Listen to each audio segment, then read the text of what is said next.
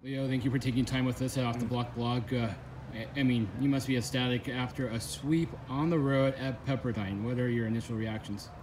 You know, I'm just proud of the guys.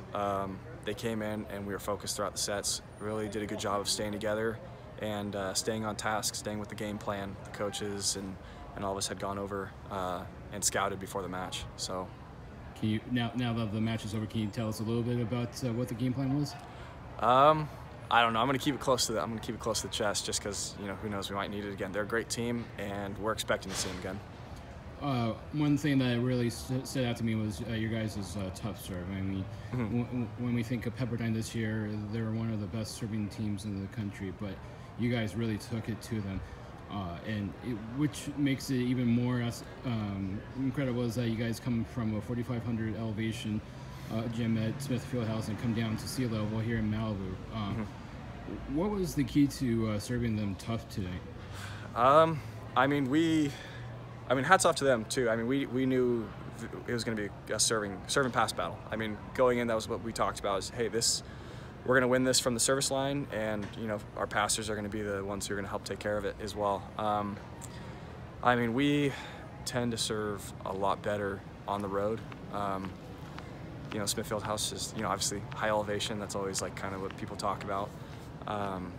But I mean, other than that, it's just kind of focus on guys going up and just hitting their best shot, from the service line. Don't try and, hit a particular player. If the player's in that seam, in that target area, that's your favorite serve, I mean, by all means, go and wall up the ball.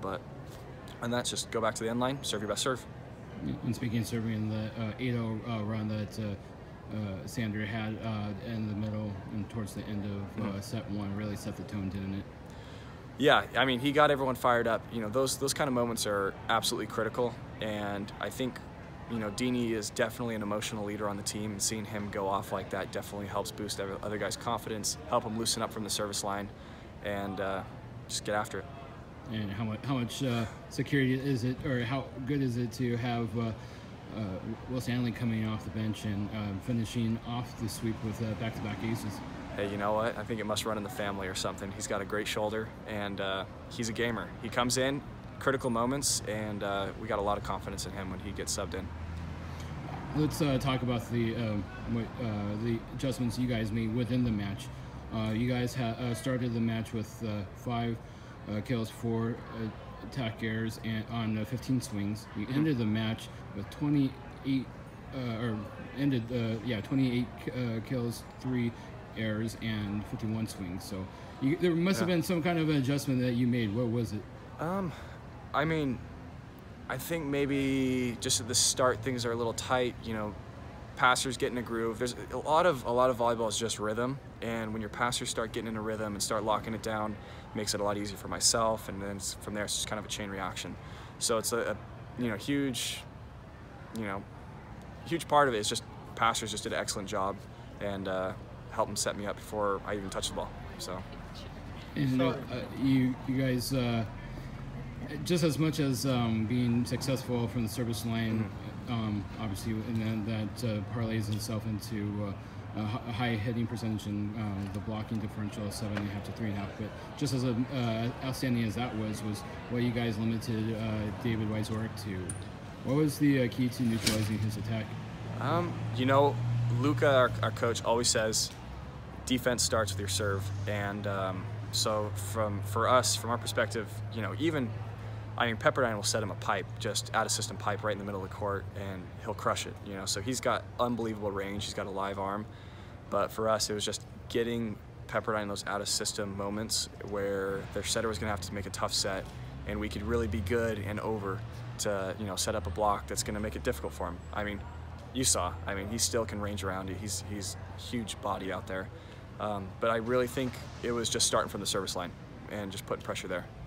I have 3 more questions for you. Next to about the assistant coaches that are leaving you. Luca's going to the women's national team. So let's start with him. What does he mean to you? What have you learned from him, and what are you going? What will BYU miss from his presence on the sideline? I mean, yeah, a couple of things. Jay is been one of my huge mentors for offense. I mean, me and him watch video before matches. look at the blocking schemes, kind of come up with a game plan. He's definitely taught me the principles, you know, that I need to know when I'm out there on the court. And I mean, the past dictates a lot of that, but definitely BYU is going to miss the offense coordination that comes from him. And also, you know, Jay's Mr. Volleyball, so he knows everyone. And so from that perspective, the recruiting aspect definitely will be missed at BYU.